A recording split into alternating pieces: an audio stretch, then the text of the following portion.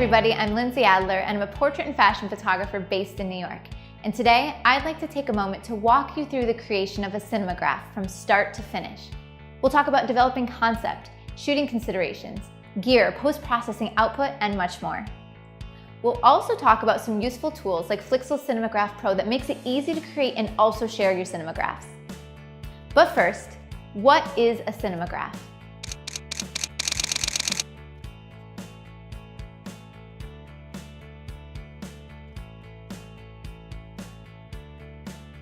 Sometimes called a living photo, a cinemagraph is usually a still frame where parts of the image are moving on a loop. And while most of the photo is still, there's a small repeated movement that creates the illusion of a living frame. I've created dozens of cinemagraphs and they definitely have that engaging wow factor to them. Cinemagraphs are yet another visual tool available to us photographers to differentiate ourselves and to create memorable visuals. Perhaps you have a living photo on your website that grabs the attention of your viewers, or maybe you offer a cinemagraph as wall art inside a digital frame, or maybe you offer a cinemagraph to clients to use on Instagram or other social media outlets. In fact, some studies have shown that a cinemagraph can have up to 5 times as much click-through rate online when compared to a completely still counterpart. Pretty good.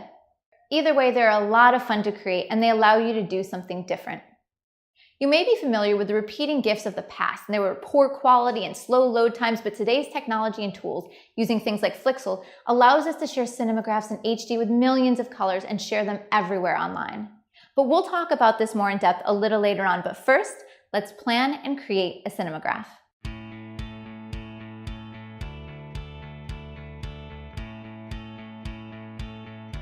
As with many successful images, having a plan can go a really long way when shooting a cinemagraph. You can create a shoot specifically geared towards cinemagraphs or add a cinemagraph on as an additional element of your next photo shoot. Ideally, when creating a cinemagraph, you select a subject in the scene where the majority of the image is going to be completely still but small elements of isolated movement. This could be a moving stream, a bicycle riding through, a wisp of hair blowing in the wind. Too much movement throughout the entire frame gives the appearance of a repeating video instead of a still infused with a bit of motion, and often subtle becomes more engaging. In fact, sometimes less is definitely more. You're going to be switching your camera to video or movie mode to capture some movement, and I recommend that you think very carefully about the movement you're going to select. Typically, when planning movement in your frame, you should select some isolated movement. Avoid having the elements in their scene that you want to be still overlapping with the elements that you want to be moving. So let me explain what this means. Let's say that I have a subject standing in front of the ocean. What I want is I want my subject to be completely still, but I want the ocean coming in and out behind my subject. No problem, except if my subject moves too much. If they're overlapping with that ocean, I want them to be still. Later on in post, when I try to achieve the cinemagraph, this is going to cause me a problem. What I want to do is find ways to have the still not overlap with the moving. And I can guarantee as you try out some cinemagraphs, you're definitely going to learn what works and what doesn't. It's going to be a lot of trial and error, but that's something that you want to keep in mind. Next, when you plan your shoot, you should have an idea of the type of motion you will include in your frame and how it's going to be displayed in your cinemagraph. You want movement that will loop seamlessly, and what I mean is ideally the movement can be repeated endlessly in a way that makes it look and feel as if it's an endless motion. There are 2 types of loop that you can select for your image, and some are going to work better with some concepts than others. A bounce loop will play to the end of a video clip and then play backwards. And this is a great way to have movement appear to be continuous on an endless repeat. But of course, you have to have movement that makes sense for this type of loop. For a bounce loop, you could have hair blowing in the wind or fabric billowing or eyes opening and closing. It would not work, say for something that moves in one direction, for example, a car driving across your frame. If you play this in a bounce loop, what would happen is it would play across the frame and then back up, which wouldn't make any sense. In a repeat loop, the entire clip is played to completion from start to finish and then played again from the beginning. The clip is repeated endlessly, and this type of loop works great for motion where something enters and exits the frame completely, or the action has a definitive start and end. This would be the type of loop that you would want for a car driving across the frame. The car, however, would need to start outside the frame and end outside the frame in order for this to really work effectively in your cinemagraph. Also, you could have a merry-go-round that does a complete rotation and then it blends it in again with the beginning of that rotation to make seamless motion. The more you experiment with cinemagraphs and the more that you do these types of loops, it's going to start making sense. It takes practice. And I recommend that you look around the internet for cinemagraphs to get your ideas flowing. Get an idea for what type of loops are going to work for your concept. I find often that my photo shoots are more successful when I create a mood board, and a mood board is a collection of images that help summarize the overall look and feel of the shoot. And for some shoots, the inspiration on these mood boards might include hair and makeup and wardrobe and lighting. And today you'll see some of the mood boards for the cinemagraphs that I'll be creating. So learn more about mood boards and getting creative with your own portrait and wedding work. Definitely be sure to check out my free Fashion Flair introductory video, where I really bring a fashion shoot to life from start to finish, and I cover mood boards. As I said before, you can plan a shoot specifically for creating a cinemagraph, or you can shoot a cinemagraph as part of a shoot that you're already doing. This could be at a wedding or a senior portrait or even for an advertising campaign. But next, let's talk about gear.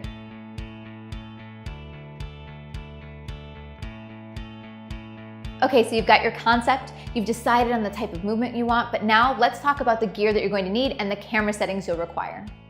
To create a cinemagraph, you will have to shoot on a tripod, and this really isn't an option. You're going to need your camera to be completely still because you're going to be recording motion that lasts from 3 to 20 seconds. Your camera has to be steady the entire time, and any tripod will do, but the sturdier the better, especially if you're shooting outside on a windy day. The movement might move your subject, but it also may move a flimsy tripod, and this could completely ruin your shoot. One thing to remember is that you are capturing video, and just like capturing JPEGs, there's not really much you can do in post if you create major problems. You're going to want to get your exposure and your white balance all right in camera, and if you're way off, it's going to be near impossible to fix it in post. You will be shooting manual exposure to capture your cinemagraph, as you do not want the overall exposure to vary while you're filming, and you also want to make sure you shoot a really low ISO to decrease noise. As I'm sure you realize by now, you will need a DSLR with video capabilities, and there are hundreds of these options. Typically, I use my Canon 5D Mark III, and I can capture HD 1080 video, but whatever option you choose, make sure that your video record settings are selected to give you the highest resolution video possible. For the future of cinemagraphs, 4K video is becoming an option within many affordable digital cameras. Shooting 4K allows you to have higher resolution cinemagraphs, larger stills, more information, and really just a higher quality resulting cinemagraph.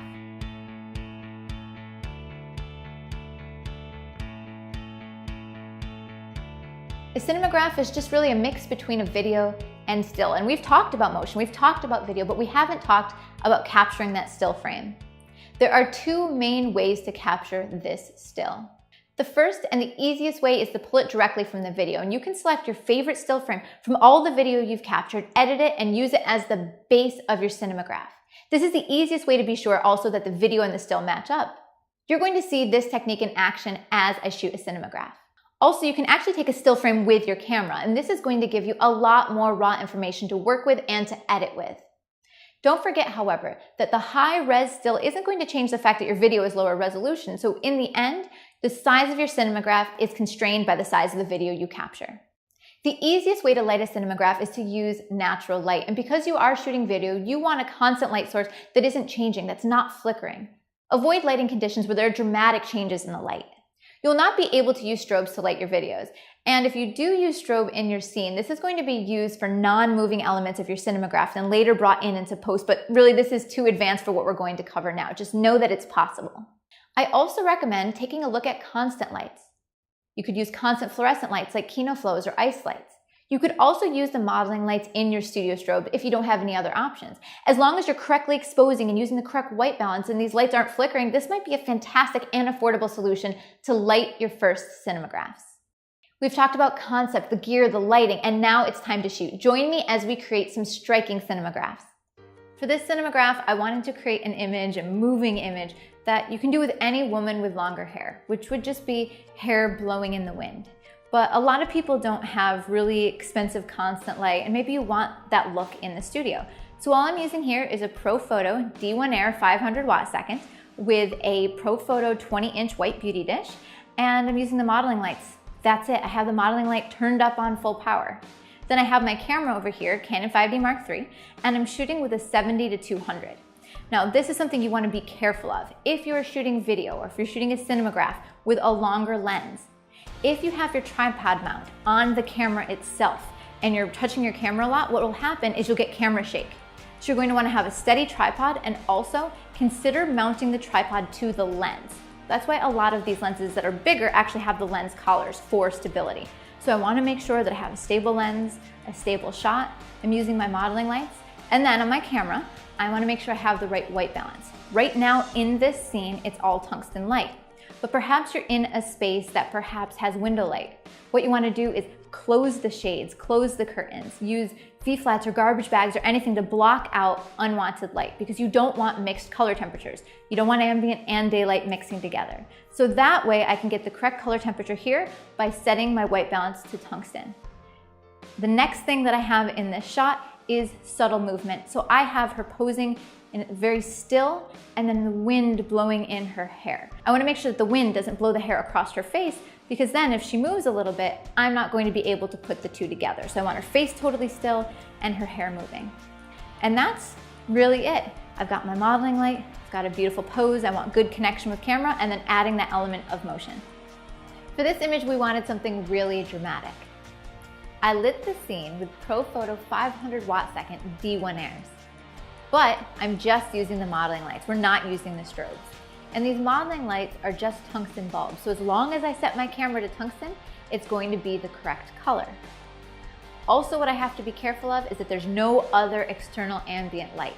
So what we've done is we've blocked off all the windows, we've turned off all the overhead lights. We've made sure that the only thing lighting our scene and lighting our subject are those modeling lights. For this shot, she's illuminated by a beauty dish, a 20-inch white beauty dish with a grid, and that's what gives the drama to this scene, because it focuses the light on her face and also just to her midsection. Then I used two rim lights, two barn doors from the back to light the sides of her body and her face, and on one I added a subtle teal gel.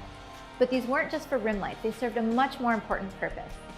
In this Cinemagraph, the idea is that I wanted to have fog in the scene, floating in the background, creating mystery and drama. And if I didn't have these two backlights, there wouldn't be back illumination to make this fog really pop. So really, they're absolutely essential to the Cinemagraph. Typically for a Cinemagraph, I use a lot of bounce loops. So what will happen is I'll play the clip to the end and then play it back the other direction. This is an instance where I could do a repeat loop and have it actually blend together. And so what that would mean is I could have the fog move and then fade out and then fade back in, and the two would overlap. I can also try the bounce loop to see what it looks like if the fog raises and then lowers. I really won't know until I give it a chance. What's great about Flixel Cinemagraph Pro is that I can take these files, put them into my computer right while I'm shooting, and take a look and see if I'm getting what I want. Is the movement working? Does it work better with bounce? Does it work better with repeat? So I can see that on set to make sure I've captured everything that I need. In this image, I shot with a Canon 5D Mark III and a Canon 24-70 2.8 lens, and I could zoom in to make sure that the subject was the only thing in the frame and cut out the extraneous elements that are distracting on the side. For this scene, I recorded on average from 7 to about 20 seconds worth of movement of the fog. And that way what I'll be able to do is pop it into my computer later, pick out the perfect movements, the perfect shape of the fog, and then use that for my Cinemagraph. The whole time I was shooting on a tripod, I was very careful that my image was stable. Like I do so often, I'm going to pull the still directly from the video. Now this isn't going to be high resolution, but if I'm just using this for a Cinemagraph, that is going to be perfect for what I need. If I'm looking for stills to give my subject, I should definitely shoot another still with my camera to give me higher resolution. When I select the movement of fog I like best, I need to find a still where she is in the same position, holding still, and then select that image to retouch and put together in my Cinemagraph.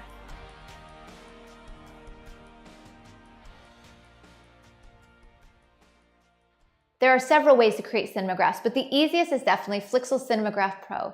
Not only does it make the creation of cinemagraphs quick and easy, but almost more importantly, it allows you to easily and quickly share your images online. Let's take a look at how to use this software. Let's take a look at Flixel Cinemagraph Pro and how we can use it to simply and very easily bring a cinemagraph to life. So what we need to do is we need to create a new project. We need to bring in the video file that we're going to be working with. So I'm going to go to File, New, and go ahead and try to find that video file. And so I've saved it here. And I'm going to work with the image of the hair blowing in the wind. And I've selected this video file because I think the movement of the hair looks really beautiful along with the pose. And the next thing I need to do is save this project. So I'm going to create a new folder called Hair and hit Save and this is going to be our working project file where I'll be able to go back and make edits to my Cinemagraph. But let's now take a look at Cinemagraph Pro and all of the different pieces and what it's going to do to help you in building your Cinemagraph. So let's start with this home page, which is the trim section. In the bottom timeline, the areas selected are going to be the frames that will play in your Cinemagraph. And this is just a part of that video that you selected. Now what I can do is I can actually click and drag to select a different part of the video, which is great because perhaps I prefer the movement in the middle. And if I don't need as many frames, I can trim it to make the selection shorter. Next, you will see this purple bar. And what this allows me to do is select my still frame, because of course a Cinemagraph is a mix between a still and moving video. So I'm going to scrub to find where I like her pose or expression the best. And throughout this video, she actually happens to be holding a pretty similar pose, so that will work great. Now the next thing that I'm looking for is you can see that the video is playing from start to finish. Ideally, in the selection that I've made, there won't be too much movement. For example, I'm looking at her eye here, and ideally it would stay in roughly the same place. This is going to make it much easier when I get to the masking stage. If there is a lot of movement, I should probably reconsider and try to select another area of movement. So let's start right there. Again, this is the trim section. Later on, what I'm going to show you how to do is export your still so you can retouch it, make color adjustments, go ahead and improve the skin, and then re-import it into Cinemagraph Pro. This is going to be absolutely essential if you're working with close-up portraits and you want your clients to look their best. So let's move on to our very next option, which is mask. Now you can see all of our masking options, and over again that timeline is playing, but you'll notice that nothing is moving. This is because we need to create our mask. And by default, what I'm going to be able to do is wherever I want there to be movement, I am going to paint that mask, and you can actually see the areas that are being revealed. So I'm going to trace the hair roughly, and I can always go back and make a closer selection. My goal here is to try to hide my edges and to blend them in, to find places where the movement overlapping with the still won't be noticeable, or to feather them in a subtle way. So I've quickly gone over that, and now I'm taking a look and just trying to see where the movement looks unnatural, perhaps here in the hairline, or maybe it'll look like the forehead's moving. So if I've gone too far and I need to back it off, I can switch from my brush tool to my erase tool. This is how I will erase movement. If I want to add movement, I'll select the brush. So right now I want to erase some movement, and I think that I'll blend this into the hairline. Now this is going to create a very crisp edge because I'm at 100% opacity. But if I want to blend that edge so it looks a little more seamless and it will overlap, I can do so by changing the opacity. I also want to look for edges like over here when the hair flips up, that it gets caught, to make sure I'm including all parts of the movement. So I'm always sure to watch this repeating a few times just to make sure I'm not cutting anything off. And again, I can always go through and just try to give myself a believable transition. And I think I need to add just a little bit more here when the hair falls onto the face. Okay, let's take a look at that. So now that I've created my mask, I can start to switch over into my loop options to give myself a seamless transition between the video playing. And so this is how I'm going to select how it will loop endlessly to create my Cinemagraph. So let's click on loop. And the first thing I need to decide is this going to be a bounce loop or a repeat loop? And the repeat loop is going to play all the way to the end and then start again at the beginning. And this often is going to create a jump visually. And specifically for the hair here, I think that trying a bounce loop is going to be a little bit better of an option because it'll play to the end and then reverse. And so this will make things look a little bit more seamless. The next thing I'm considering, however, for this particular Cinemagraph is I think it would be a little bit more elegant if the hair were moving more slowly. And thankfully, I have the ability to adjust speed. So I can decrease the speed so that the hair moves in the wind just a little slower. So now I have a seamless transition from the video playing from one end and then bouncing back from the other. I've slowed down the movement, and I've also created a mask to reveal the movement in a way that looks believable and blends in with my still. Now from here, if I wanted to, I could proceed and do certain adjustments to saturation, to contrast, to color temperature, or there are a variety of presets of effects that I could add. But I'm pretty happy with the color and the way it looks now, but the one thing that I really want to change is I wish I could retouch the skin. So let's talk about that step of the process. I'm going to go back over to trim. And as I said before, the purple line here indicates the still I've selected. So I found a good still where I like the expression. I like that the hair overall is moving in a way that blends in well. So what I'm going to do is I'm going to export this still to retouch. And I can do so by going to the left-hand side on this purple arrow and clicking Export Still Image. I'm going to export it so I can retouch it, and I'm going to call it Hair Retouch. And I'm going to be working with this in my favorite editing software, which in this case is Adobe Photoshop CC. So let me quickly bounce over and edit that skin. And if you want to see more about skin retouching, definitely check out some of my retouching tutorials that go in depth about beautiful skin retouching. So let me go do that, and then we're going to re-import this file so that the skin will look beautiful on the face. All right, so I've retouched that image. Let's go ahead and re-import the still. And I've saved it here under Hair Retouch 2, and when I do so, it's going to update the skin for me. So let me bounce back over to Loop so you can see. And now the skin is significantly more perfected.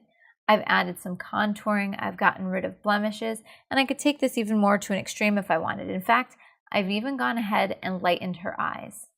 So looking at this photo, I feel pretty confident that I have a mask that's believable, a loop that is seamless, and also a retouch that is flattering to my subject. I can always go back in, and perhaps if I see a mistake where I'd like to fix or blend in my mask, I can always go back and change my mind, and I can always erase my mask. So thankfully, that's the beauty of working with this program. And even after I export, I can go back and make changes. So now that the image looks great and the Cinemagraph looks seamless, let's go ahead and talk about sharing. So now that the mask looks beautiful and the Cinemagraph looks seamless, all I have left to do is share.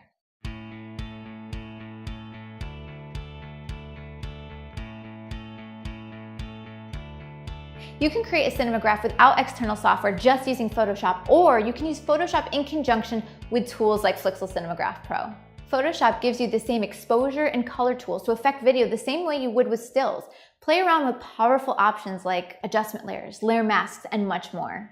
Now let's talk about editing a Cinemagraph in Photoshop, and I'm going to be using Photoshop CC. So the first thing that I need to do is find the file that I'm going to be working with, the video file that has the content that I want, and I have that right here, and all I need to do is drag and drop it into Photoshop, and it's going to open it up, and it's treating it like I'm editing a video, so it automatically opens up a timeline here.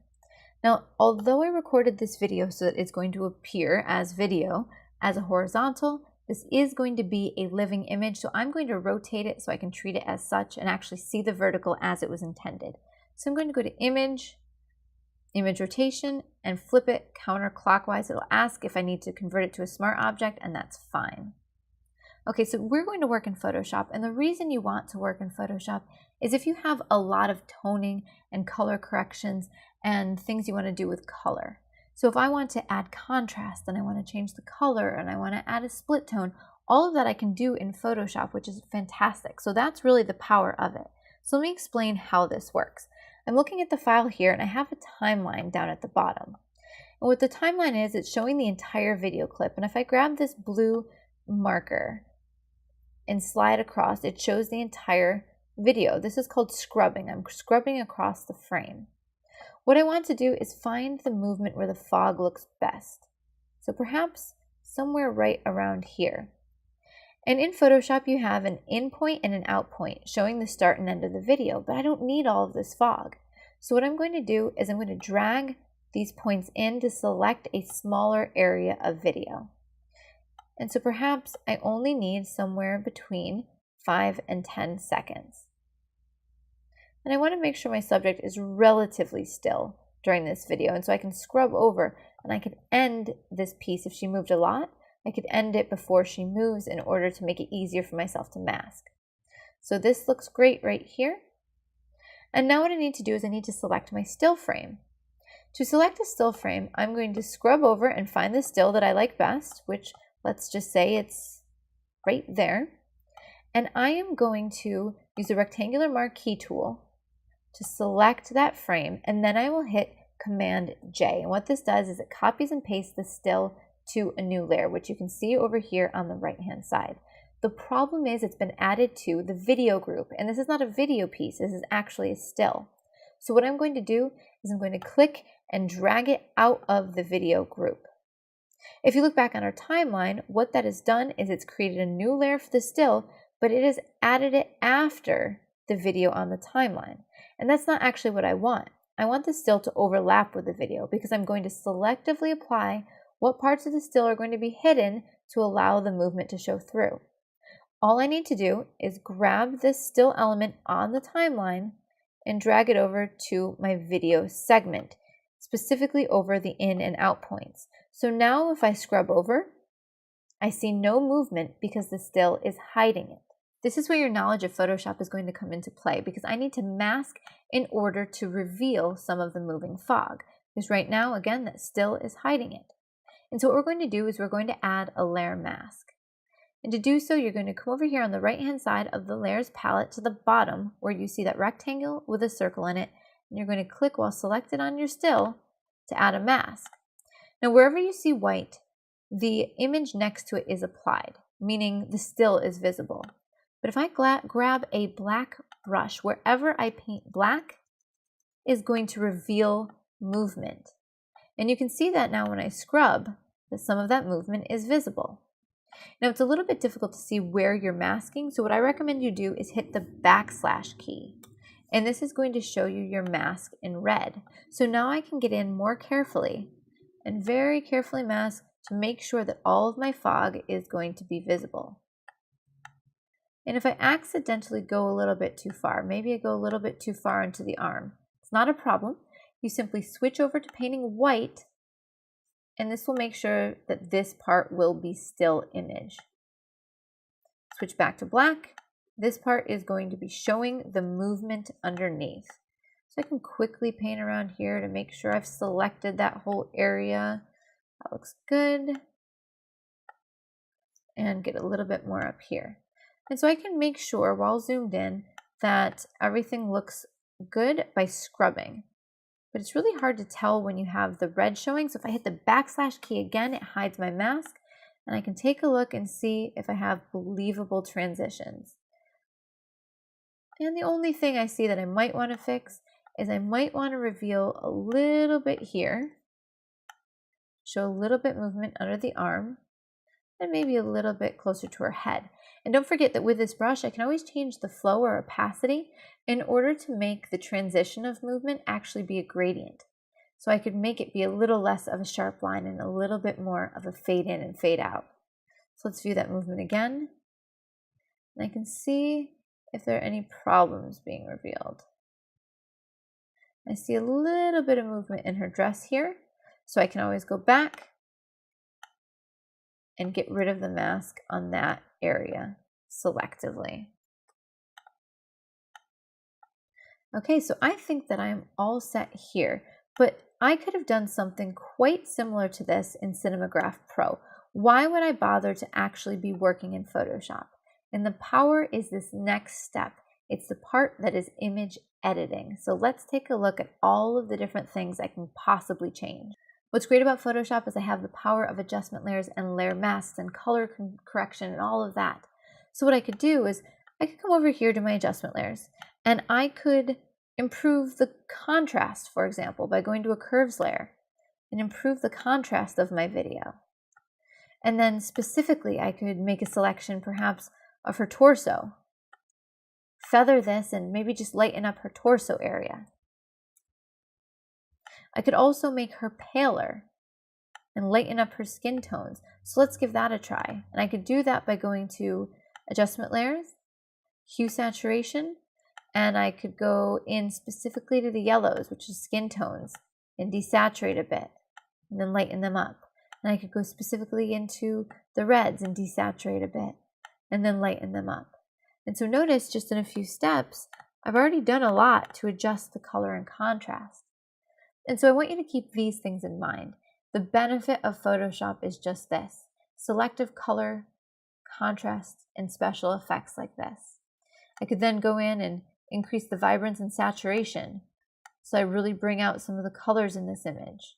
But of course, because I'm using adjustment layers and layer masks, I can selectively get rid of this effect off of just her torso or just her face.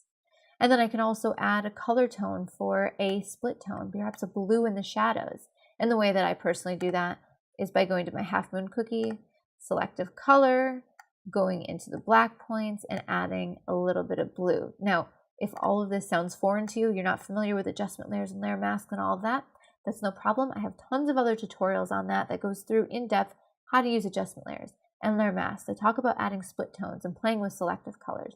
But I just wanted to show you why you would actually use Photoshop. What is the benefit of it? And of course, I can always go into my still here and retouch the skin much like I would when I'm retouching a still. Okay, but now what? What I could do is I could export the image as an animated GIF to share online, but this quality is going to be terrible. Instead, what I prefer to do is I actually prefer to use Photoshop in conjunction with Cinemagraph Pro, because I can then take this piece that I just created, once it's all color toned and looks great, and then I can export it as a video piece under File, Export, Render to Video, and I can export this as an MP4.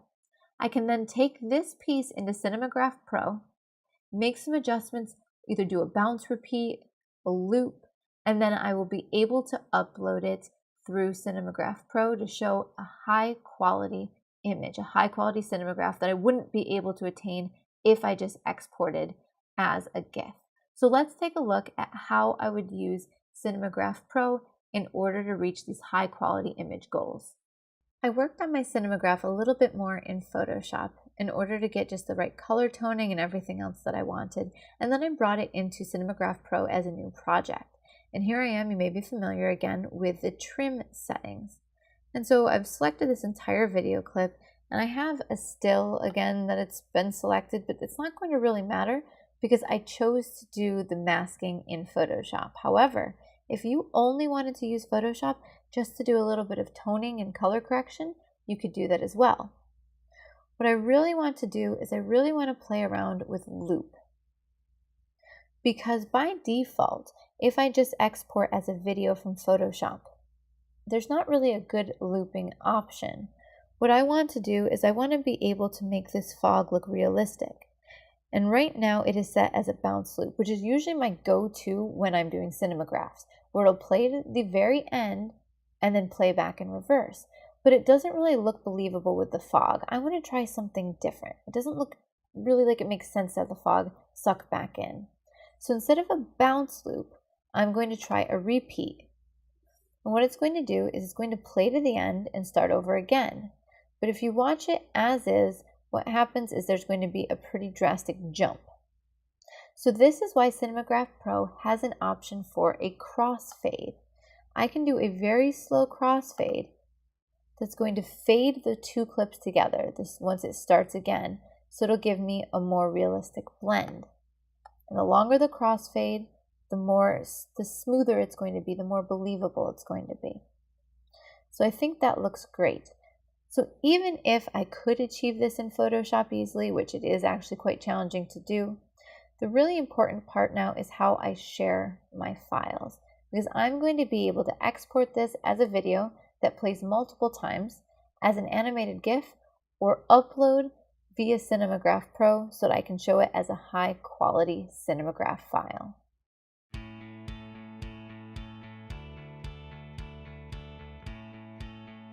In the past, cinemagraphs were saved and shared through GIF files, and these were repeated images that you've probably seen for those like repeated cat videos and whatnot, and traditionally this was the same way that you would share a cinemagraph. GIFs, however, have two major problems. And first, they have very limited colors. Even the bigger GIF files only have 256 colors, which is going to destroy any image with rich color palette. And next, GIF files are extremely large and slow to load. And when you embed them on a page, they can cause load times to come to a halt. This is not ideal when you're trying to showcase your images or encourage people to engage with your page. For this reason, a company called Flixel invented their technology that allows you to create high-resolution images, high-resolution cinemagraphs with millions of colors. When you upload to their server, you are given an embed code that you can share on social media, share on blogs, much like you would with a YouTube video. And these cinemagraphs load quickly and give you incredible detail and beautiful color. These higher resolution cinemagraphs can be a great showcase on your website, on Instagram, on Facebook, on a blog, and it really shows your photographic talents. All right, so once the file has been uploaded, I'm able to have an embed code. And this embed code is going to be something that will allow me to share my cinemagraph with beautiful color, beautiful detail on blogs and websites, and it's going to make it so it loads instantly. And it's going to have all this information without bogging down my site, without slowing it down. And so let's take a look at what the Cinemagraph looks like and where I can actually view this. Here I am at Flixel.com and I'm signed into the back end into my account. And as you can see, the two cinemagraphs that I've uploaded are now visible in my account. And I can click on them to view them in full color, large screen, which is beautiful. And then I can edit the permissions, so I can decide if I'm going to change the privacy, or I can get the embed code, which is exactly what I want to do. So let's go ahead and grab the embed code over here. Now, if you've ever worked with sharing YouTube videos on a blog or on a website, it's the exact same concept. So if I copy to clipboard, it's going to copy this code, and then I can quickly and easily share this code right here in WordPress. And it's going to allow me to see that file. So right now this is just in the back end, but when I preview, this is what I'm going to see. I'm going to be able to see that Cinemagraph so that it loads instantly. It is full color, and it doesn't take any time before this is visible, whereas typically when you're working with a Cinemagraph, it's very slow, it takes up a lot of space, and you can't see all that detail. So again, it's extremely easy to do, and then also I have all of these social sharing options. So if I choose, I can go in here, quickly grab the embed code. I can share it on a blog. I can add it on social media, or I could add it to a blog post, perhaps about this tutorial. I come back, it adds that. Let's take a preview so I can see. And you'll be able to see that second Cinemagraph added instantly. And if you'd like to see on my blog how this looks, for example, here's a blog post that I did about a project I did for A&E in Bates Motel, and you can see large, full resolution, beautiful detail in these moving, living cinemagraphs. You see the movement in the background. So this is the type of thing that I'm looking for, and I would not have been able to achieve with an animated GIF. So now, sharing, the key part of what you want to do with your images, you want to get them out there, you want to be able to share them. Well, now it's no longer an issue because of Flixel and Flixel.com, as well as Cinemagraph Pro. So that's why I would recommend, even if you are going to utilize Photoshop for toning and color correction, or even if you create an entire Cinemagraph right in Photoshop, this last step of sharing and displaying your images is absolutely essential.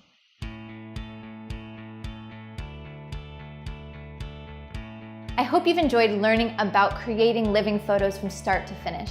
I look forward to seeing your cinemagraphs, being inspired, and seeing how creative you can get with this technique.